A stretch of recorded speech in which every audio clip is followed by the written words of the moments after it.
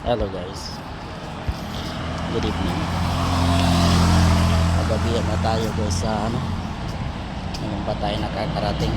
Palpak din yung pinuha natin, palpak din, pero alhamdulillah may dali din tayong kape. Kahit pa paano makadali tayo ng kape, may pangkape na tayo bukas. Thank you pala sa sponsor ng kape, Miss Kape. Baka naman pagod ako guys, hindi na ako kanina umalis ako mga pang 5, ngayon pa ako nakabalik dito. So shout out po sa inyong lahat. Ito inyong Kuya Mads, good evening sa inyong lahat. Parang lasing lang dito na ako malapit sa amin.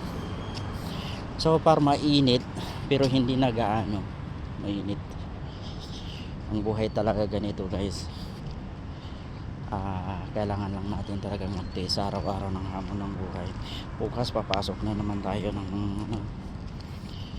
pa rin. Pero naniniwala ako na lahat malalagpasan. Baga lahat may hangganan. So